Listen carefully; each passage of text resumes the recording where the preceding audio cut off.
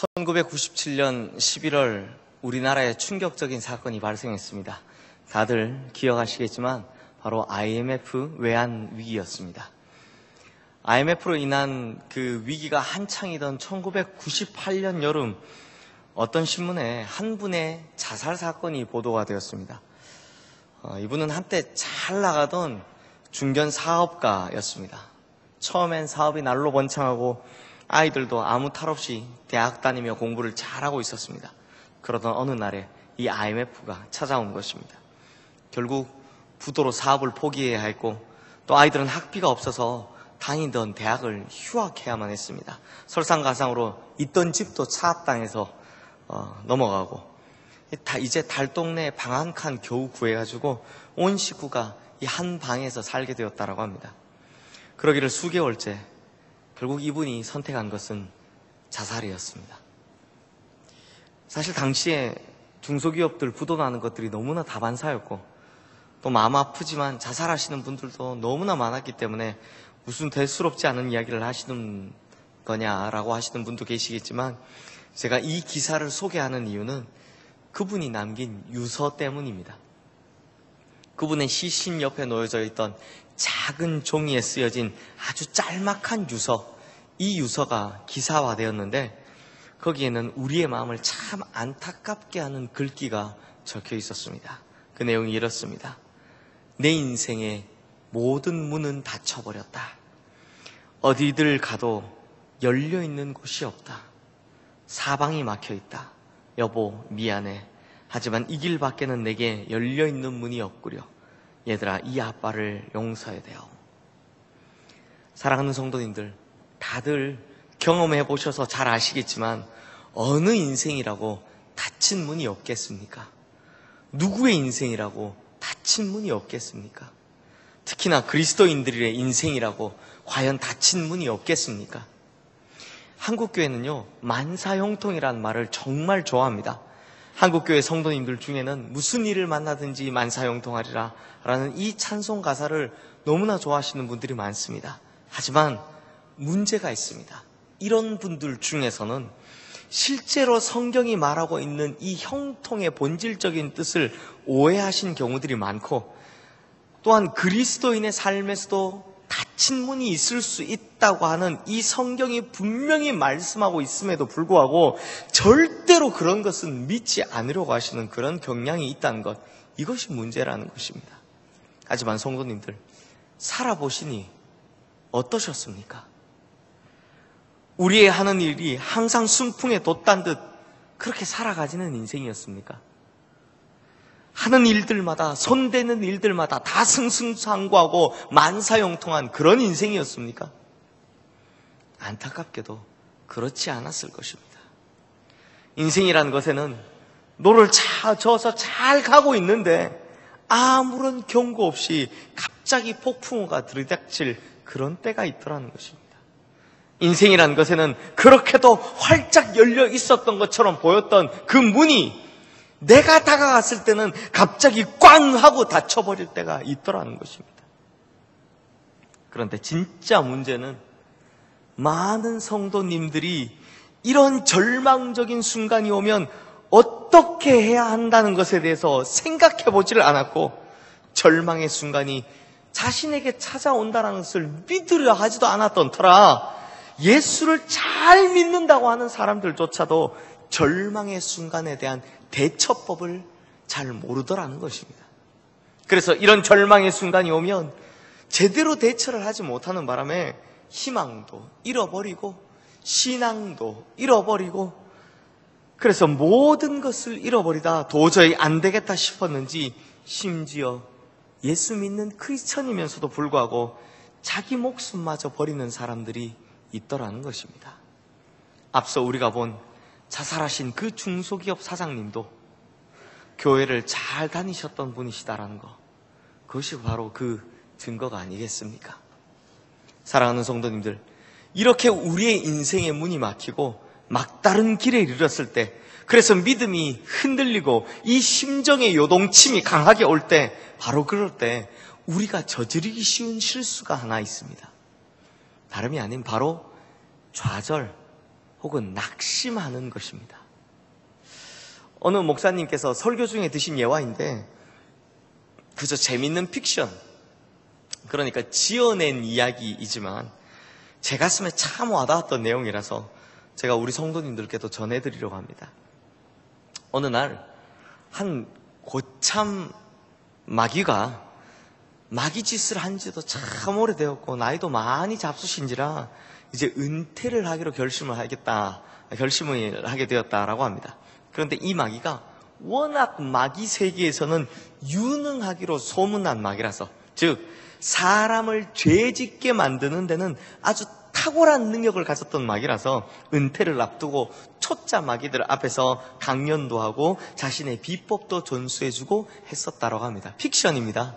지어낸 이야기란 말입니다. 그러던 어느 날 자기가 평생 가지고 다녔던 무기, 즉 인간을 죄짓게 만들었던 그 많은 무기들을 꺼내놓고 초짜 마귀들에게 대바겐세일, 초특가 할인 판매를 했다고 합니다. 이 좌판에는요, 성적인 유혹, 다툼, 분노, 혈기, 시기, 질투, 뒷담화 등등 자신이 사용했던 그 각종 무기들을 다 꺼내놓고 자신이 사용했던 만큼 그 유용성에 따라서 천차만별로 가격을 다 매겨놓았다고 합니다. 예를 들어 잘 먹히는 무기에게는 비싼 가격이 매겨져 있고 잘 안 먹히던 무기에게는 싼 가격을 매겨놓았다는 것입니다. 그런데 이 초짜 마귀들이 구경을 하다 어느 한 무기 앞에서 모여서는 웅성거리면서 이렇게 이야기를 하더라는 겁니다. 야, 이거 별거 아닌 것 같은데 너무 비싼 거 아니야? 마침 지나가다 그 이야기를 들은 이 은퇴한 마귀가 그게 무엇인가 궁금해서 이렇게 들여다보았더니 그 비싼 것, 즉 초짜 마귀들이 별것 아닌 것 같은데 너무 비싸다라고 했던 것, 그것이 무엇이냐 하니 바로 낙심이더랍니다. 그것을 하게 난 이 은퇴 마귀가요, 초짜 마귀들에게 이렇게 이야기를 했다고 합니다. 아, 낙심, 이거 뭐 별거 아닌 것 같지? 그런데 한 번만 써봐봐. 이게 왜 그래 비싼지 금방 알게 될 거야. 무슨 말입니까? 낙심이라는 것, 별것 아닌 것처럼 보입니다. 그런데 이 낙심이라는 별것 아니게 보이는 간단한 것 때문에 죄의 웅덩이에 빠져서 허우적거리면서 아직도 헤어나오지 못하는 사람들이 그렇게나 많다라는 것입니다. 그러므로 성도님들, 사실 죄와는 그렇게 가까워 보이지 않지만 의외로 심각한 죄가 되는 것이 있습니다. 그것이 무엇이냐면 바로 낙심하는 것, 절망하는 것, 좌절하는 것이라는 것입니다. 왜냐하면 낙심이나 절망, 좌절, 이것만큼 하나님과 우리를 멀어지게 하는 것이 없기 때문입니다. 우리 성도님들도 지나온 삶과 신앙생활을 했던 것들을 한번 깊이 되돌아보십시오. 가만히 돌이켜 생각해 보면 의외로 낙심했던 순간, 절망, 좌절했던 그 순간, 이런 것들로 말미암아 우리가 하나님과 멀어졌던 경우들이 상당히 많았다는 것을 알 수 있을 것입니다. 그래서 C.S. 루이스 교수가 쓴 이 스크루테이프의 편지라는 책에 보면 절망을 일으키는 죄보다 절망 그 자체가 더 큰 죄다라는 말을 하고 있는 것입니다. 그렇다면 이러한 절망의 순간, 낙심하고 좌절하는 순간, 그럼 우리 그리스도인들은 대체 어떻게 대처해야 한다는 것입니다. 대처해야 한다는 것입니까? 바로 오늘 본문이 그 내용이 들어있는 것입니다. 오늘 본문은 사도 바울의 2차 전도 여행에 관한 이야기입니다. 눈치가 빠르신 분들은 이미 아셨겠지만 지난주와 똑같은 본문이고 똑같은 배경입니다. 하지만 본문을 바라보는 관점을 달리했기 때문에 그 해석 또한 차이가 납니다. 그래서 같은 본문, 같은 배경이지만 다른 설교를 하겠다라는 것입니다. 지난주에는 답정너라는 아주 재미있는 이야기를 했다면 오늘은 절망이라는 좀 무거운 이야기를 하려 하는 겁니다. 지난주에 말씀드린 배경처럼 본문 바로 앞에 있는 이 사도행전 16장 전반부의 이야기, 즉 사도 바울의 2차 전도 여행 그 시작은 너무 좋았습니다. 더베와 루스트라에서 디모데라는 제자이자 동역자를 만났습니다. 또한 이방인을 향한 선교에 할례가 걸림돌이 되지 않도록 예루살렘 총에서 모든 사도와 장로들이 이 사도 바울의 손을 들어주었습니다. 이뿐만 아니라 선교지마다 정말 수도 없이 놀라운 일들이 벌어지기 시작했습니다. 여기까지 모든 것이 다 좋았습니다. 그래서 그 결과를 본문 바로 위인 이 사도행전 16장 5절 말씀에서 이렇게 이야기를 합니다.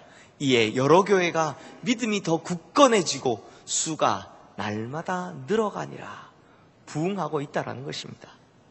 하지만 오늘 본문의 시작부터 분위기가 갑작스럽게 바뀌는 것을 볼 수 있습니다.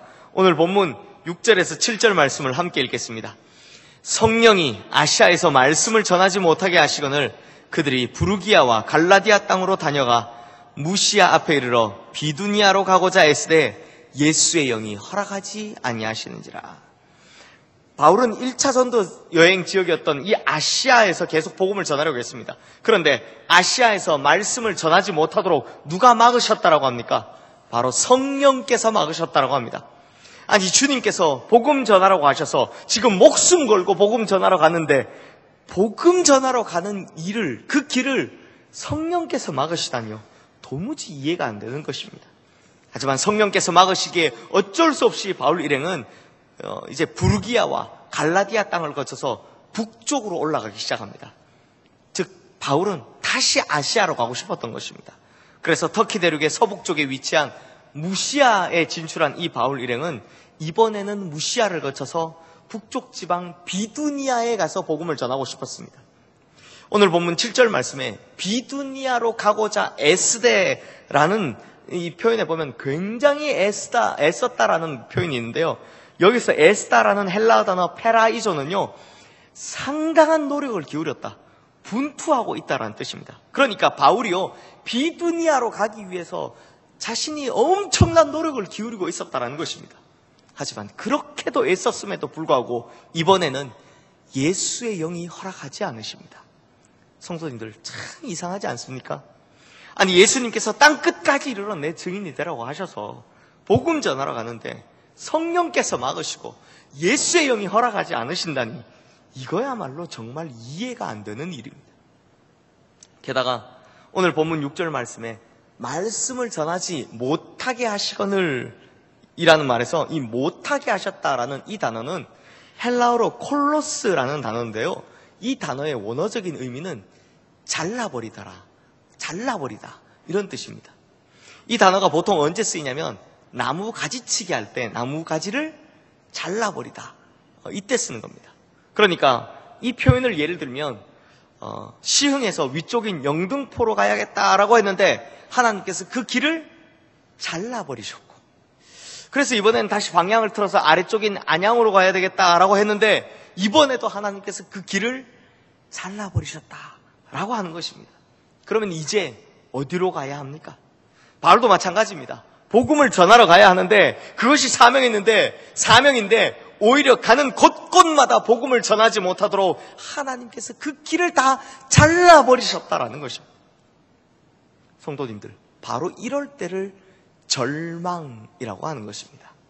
절망이란 말은요, 끊을 절자에 바랄 망자를 씁니다. 즉 소망이 잘려버렸다라는 것입니다.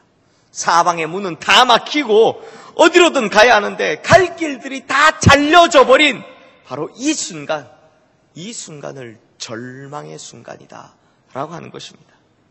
그래서 오늘 본문 8절 말씀에 보면 바울은 결국 무시아를 지나 드로아로 내려왔다라고 합니다. 드로아, 바울에겐 정말 절망의 땅인 것입니다. 사방의 문은 막히고 가야 할 길은 다 잘리고 이제 어떻게 해야 할지, 어디로 가야 할지 도대체 아무것도 모르는 그때 도착한 이 드로아는 항구 도시입니다. 그 말은 이제 뒤는 바다라서 더 이상 갈 곳도 없고 물러날 곳도 없게 되었다는 것입니다. 그러니 바울에게 드로아는 그야말로 절망의 땅, 좌절의 땅일 수밖에 없었다는 것입니다. 그런데 성도님들, 그런데 말입니다. 오늘 본문 말씀을 눈 씻고 봐도, 뚫어져라 쳐다봐도 이 말씀 속에는 단 한 번도 바울이 낙심했거나 좌절했거나 절망했다라는 그 이야기가 없습니다. 사실 이 정도로 코너에 몰리게 되면 이 절망의 땅인 드로아에 도착한 바울의 마음에 어떤 마음이 들어야 정상이겠습니까? 바울의 입장에서는 예수님의 명령에 순종한 거고 또 자신의 일생일대의 유일한 사명이었던 복음을 전파했던 것인데, 그런데 그 길을 다름 아닌 성령께서 막으시고 예수의 영이 막으셨으며 심지어 그 길마다 다 잘라버리셨다니 바울에게 어떤 마음이 들었겠습니까? 아마 제가 목회하는 동안 목회하는 것들마다 이렇게 다 잘려져 버리면 저는 사명 자체가 흔들렸을 것 같습니다. 하나님께서 이제 나에게 복음 전하는 일을 그만두라고 하시는 걸까? 하나님께서 나를 버리신 걸까? 나 이대로 끝인가? 아마 저라면 이런 생각이 들었을 것 같습니다.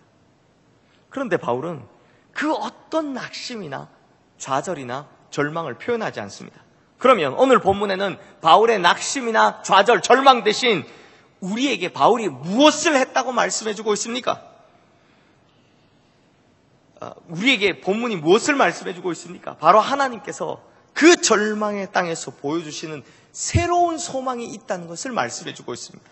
모든 사방의 문이 막힌 그 순간을 향한 하나님의 놀라운 계획이 따로 있다는 것을 말씀해주고 있다는 것입니다. 사랑하는 성도님들, 혹시 사운드 오브 뮤직이라는 영화 보셨습니까? 영화 보셨습니까? 네. 1965년에 나온 유명한 영화인데 지금도 이 리메이크 돼서 방영하고 있으니 우리 어르신들께서도 많이 보셨을 거라 생각이 됩니다. 도레미송도 나오고요, 에델바이스도 나오는 바로 그 영화입니다. 그 영화에 보면요, 여자 주인공 마리아가 하는 명대사가 하나 있습니다. 죄송합니다. 제가 잠시 영어 하겠습니다. 잘 못합니다. When the Lord closes a door somewhere, He opens a window. 무슨 뜻이냐면 주님께서 한쪽 문을 닫으실 때 어딘가에 창문 하나를 열어놓으십니다 라는 대사를 막 사귀기 시작한 리처드 경에게 하는 그 장면이 나옵니다. 그렇습니다. 하나님께서는 인생의 모든 문을 닫으시는 것처럼 보이지만 그때 슬그머니 열어주시는, 그래서 하나님께서 이리로 오라고 손짓하고 계시는 또 다른 문이 열린다라는 것입니다. 오늘 본문 9절 말씀을 함께 읽겠습니다. 밤에 환상이 바울에게 보이니 마게도냐 사람 하나가 서서 그에게 청하여 이르되 마게도냐로 건너와서 우리를 도우라 하거늘. 동쪽으로 가려 해도 성령께서 막으시고 북쪽으로 가려 해도 예수의 영이 허락하지 않으셨습니다. 그리고 드로아라는 코너에까지 모르셨습니다. 앞으로도 갈 수 없고 뒤로는 절망의 바다뿐입니다. 그럼에도 사도 바울은 좌절하거나 낙심하지 않았다고 합니다. 오히려 무엇을 했냐고 하냐면 절망의 땅 드로아에서 하나님을 향해 눈을 들고 하나님을 향해 귀를 기울였다라는 것을 알 수 있습니다. 그래서 하나님께서는 환상을 통해 이 바울에게 새로운 길을 보여주셨다는 것입니다. 무엇을 봅니까? 바로 마게도냐 사람, 즉 유럽 사람이 바울에게 자신에게 건너와 우리를 도와달라라는 그 요청하는 환상을 보았다는 것입니다. 그런데 성도님들, 여기서 환상을 뜻하는 단어인 헬라어 호라마는요, 우리가 생각하는 어떤 몽상적인 생각, 그게 아닙니다. 어디 기도원 가면 보는 그런 거 아닙니다. 어느 날 꿈꾸면서 보는, 혹은 정신이 반쯤 나간 그러면서 본 상태에서 보는 그런 환상이 아니라는 것입니다. 이 호라마는요, 시각적으로 아주 뚜렷하고 명확한, 우리말로 하면 비전을 말합니다. 어른들 이야기 쉽게 말하면 텔레비전 보는 것처럼 명확하게 보였다는 것입니다. 그래서 공동번역 성경에서는요, 이 단어를 환상이라고 번역하지 않고 영상이라고 번역해 나왔습니다. 또 9절 말씀에 마게도냐 사람 하나가 서서라는 말에서요, 이 서서라는 말은 미완료 진행형이기 때문에 이 구절을 헬라어 원문에 맞게 번역하면 이렇게 됩니다. 한 마게도냐 사람이 계속 서서 바울에게 마게도냐로 건너와서 자신들을 도와주기를 계속 간청하였더라라는 겁니다. 즉 바울에게 보여주었던 이 명확한 비전이 순식간에 보였다가 갑자기 사라진 것이 아니라 어떻게 했다고요? 계속해서 보여줬다라는 것입니다. 무슨 말입니까? 절망의 땅에서라도 하나님을 향해 눈을 들고 귀를 기울이고 있으면 하나님께서 그에게 새로운 소망을 명확하게 그리고 계속해서 확실하게 보여주시는 분이시다라는 것입니다. 사랑하는 성도님들, 우리가 절망을 가장 극심하게 느낄 때가 언제입니까? 절망을 언제 가장 극심하게 느낍니까? 내 평생에 소망이라고 믿고 살아왔던 그것이 어그러질 때입니다. 내 평생의 사명이라고 생각해왔던 것이 다 무너질 때입니다. 그러나 그 절망의 땅에서 사도 바울 같은 사람은 그 절망의 순간을 오히려 새로운 소망을 찾고 자신의 사명을 재확인하는 기회로 삼더라는 것입니다. 어떻게 그럴 수 있는가 하면 하나님께서 모든 문을 닫으실 때 반드시 다른 문을 열어주시는 분이심을 확신하고 있었기 때문입니다. 그러므로 성도님들, 막힘은요, 또 다른 기회라는 것입니다. 왜냐하면 절망의 땅, 낙심의 땅, 좌절의 땅은 오히려 새로운 소망과 비전을 찾고 우리의 사명을 재확인하는 또 다른 기회의 땅이기 때문입니다. 그러므로 우리 시흥의 모든 성도님들도 하나님께서는 모든 문을 닫으실 때 반드시 다른 문을 열어주시는 분이심을 믿고 그 순간 좌절, 낙심, 절망으로 하나님도 인생도 다 포기해버리는 그런 삶이 아니라 그 기회를 부여잡아 새로운 소망과 비전, 사명을 찾고 확인하는 기회로 삼는 우리 성도님들이 되시기를 주님의 이름으로 축원합니다. 사랑하는 성도님들, 이번에는요, 오늘 본문에 숨겨져 있는 또 다른 놀라운 사실 한 가지를 더 살펴보려 합니다. 하나님께서 다른 문을 여실 때 그냥 열어주기만 하는 분이 아니라는 것입니다. 오늘 본문은 정말 여호와 이레의 하나님임을 확실하게 보여주고 있습니다. 성도님들, 오늘 본문 6절 말씀 한번 자세히 보십시오. 이 6절 말씀의 주어가 누구입니까? 그들입니다. 성령이 아시아에서 말씀을 전하지 못하게 하시거늘 그들이 부르기아와 갈라디아 땅으로 갔다, 이렇게 되어 있습니다. 그러니까 여기서 그들은 바울의 일행을 말합니다. 즉 사도행전 앞부분을 보면 바울과 실라와 디모데를 말하고 있는 표현입니다. 그런데 성도님들, 6절이었는데요 10절 말씀, 오늘 본문 10절 말씀도 자세히 한번 보십시오. 10절 말씀에는 주어가 무엇입니까? 바울이 그 환상을 보았을 때 우리가 또 하나님이 저 사람들에게 복음을 전하라고 우리를 부르신 줄로, 즉 주어가 그들에서 우리로 바뀌었다는 것을 알 수 있습니다. 그리고 사도행전은 이 구절 이후로부터 마지막 장인 28장까지 전부 다 주어가 우리로 바뀌어 있다는 것을 볼 수 있습니다. 그럼 이것이 무슨 뜻입니까?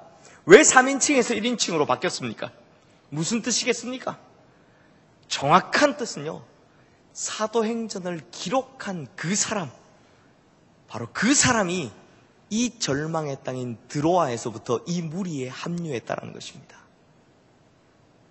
그래서 자기 자신을 포함한, 이전에 드로아에 오기 이전에는 그들이었는데 이제는 자기 자신을 포함한 우리라는 1인칭 복수형 주어를 쓰고 있다는 것입니다. 그러면 성도님들, 사도행전을 누가 기록했습니까? 누가 기록했습니까? 네, 힌트 드렸습니다. 네, 누가 기록했습니까?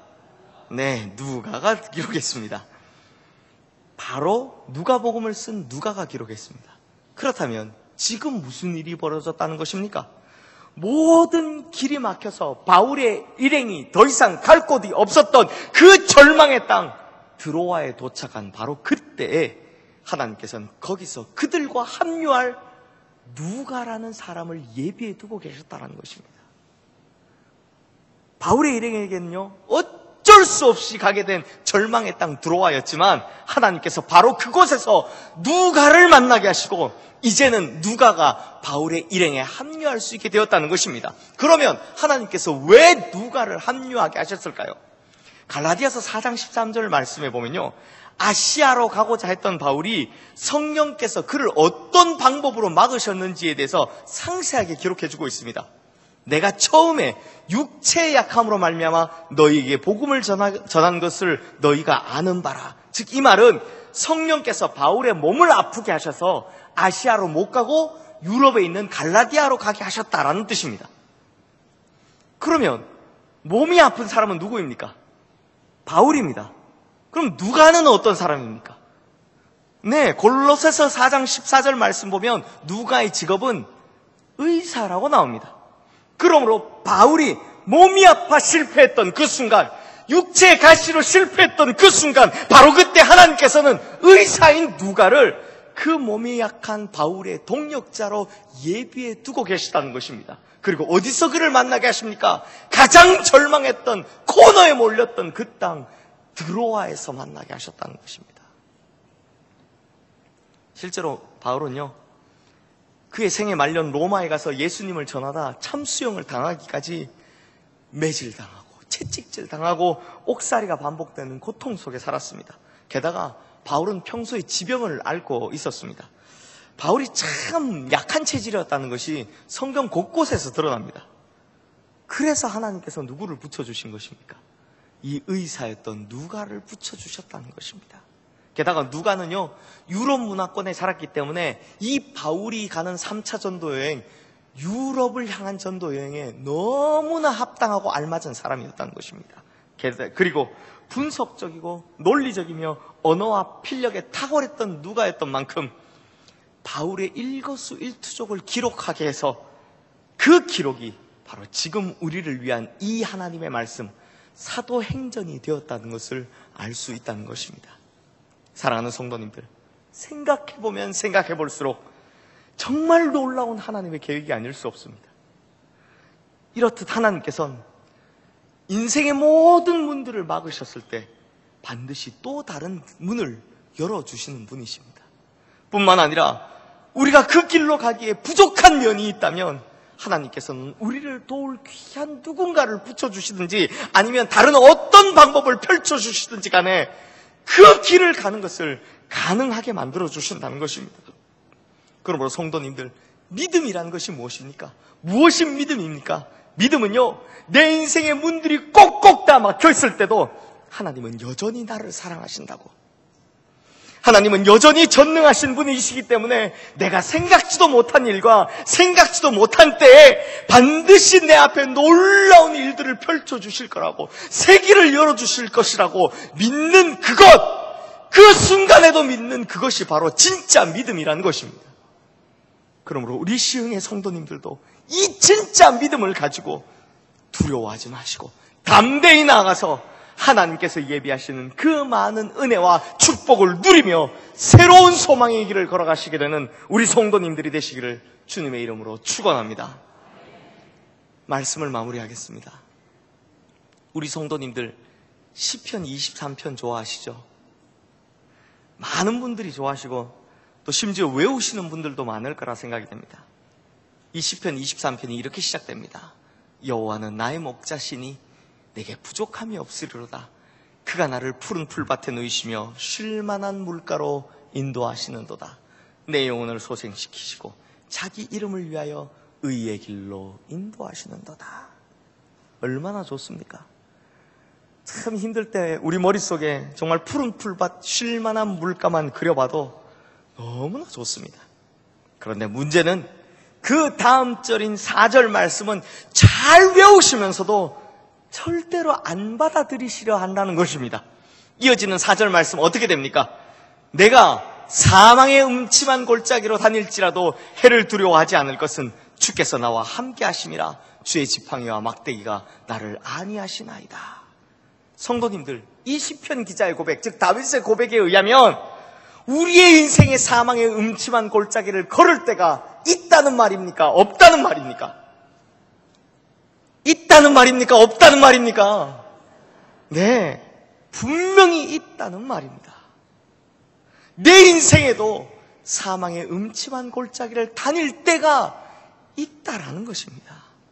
그런데 성경이 이렇게 말해도 이런 것들 참 안 받아들이시고 오직 푸른 풀밭 쉴만한 물가만 찾다 보니 진짜 절망의 순간, 좌절의 순간이 왔을 때 신앙도 희망도 삶도 다 포기하고 그냥 와르르 무너져 내려버린다는 것입니다. 그런데 오늘 이 시편 기자가 그 절망의 순간에 사망의 음침한 골짜기를 다닐 때 무엇이라고 고백합니까? 주님께서 나와 함께 하실 것이다라고 고백합니다. 또 주님의 지팡이와 막대기가 나를 안위하실 것이다라고 선포하고 있는 것입니다. 그러므로 성도님들, 우리의 인생에 두로와는 찾아옵니다. 어느 순간 좌절의 땅, 절망의 땅, 낙심의 땅을 밟을 때가 온다는 것입니다. 하지만 그때 낙심하고 절망하고 좌절하면 절대로 안 된다는 것입니다. 오히려 그 순간 눈을 들어 하늘을 보시고 귀를 기울여 하나님의 음성을 들으십시오. 그러면 하나님께서 열어주시고 이리로 오라고 손짓하시는 또 다른 문을 보게 될 것입니다. 또한 그곳에 가면 하나님께서 예비해 두신 놀라운 도움의 손길을 만나게 될 것입니다. 바로 이것이 오늘 본문이 우리에게 가르쳐주고 있는 것입니다. 뿐만 아니라 20편, 23편의 말씀처럼 하나님께서는 우리가 절망의 땅에서 새로운 소망의 땅을 찾을 때까지 반드시 우리와 함께 해주시며 그분의 지팡이와 막대기로 우리를 안위해 주실 것이다 라는 것입니다. 그러므로 성도님들, 절대로 포기하지 마십시오. 절대로 포기하지 마십시오. 왜냐하면 하나님께서 우리 성도님들을 포기하지 않으셨기 때문입니다. 그리고 하나님께서 우리 성도님들을 절대로 포기하지 않으시기 때문입니다. 그러므로 새로운 소망을 발견할 때까지, 또 새로운 소망이 이루어지는 날까지 신앙도 희망도 심지어 자기 목숨도 절대로 포기하지 마시고 새로운 문을 여실 하나님만 바라보고 그분의 음성에 귀를 기울이시기를 바랍니다. 그러면 절망의 땅 두로아에서 비전의 땅 유럽을 보게 하시고 결국 그 땅을 밟게 하신 바울에게 행하신 하나님께서 우리에게도 우리의 절망의 땅에서 새로운 소망의 땅을 보게 하시고 그 소망의 땅을 결국에는 밟게 하실 줄로 믿습니다. 기도하겠습니다. 하나님 아버지, 절망의 땅에 이를 때 내 눈앞에 보이는 막힌 문들만 보지 않게 하여 주시옵소서. 좌절의 땅에서 내 마음속에서 올라오는 낙심의 소리만 듣지 않게 하여 주시옵소서. 오히려 그 순간 사방의 모든 문이 막히고 길들은 다 잘려버린 그 순간 하늘에 계신 하나님 아버지를 바라보고 내 마음의 소리가 아닌 하나님의 음성에 귀를 기울여 절망의 땅에서 찾는 새 소망을 보고 새 소망의 이야기를 듣게 하여 주시옵소서. 힘들고 어렵겠지만 포기보다는 주님의 지팡이와 막대기로 안위하심을 먼저 생각하게 하시고 결국에는 주님께서 열어주시는 새로운 땅과 예비하신 은혜를 맛보는 날이 온다는 것을 철저히 믿고 이 진짜 믿음으로 승리하며 살아가는 우리 모든 성도님들 되게 하여 주시옵소서. 우리의 인생을 계획하시고 인도하시는 우리 주 예수 그리스도의 이름으로 기도드리옵나이다. 아멘.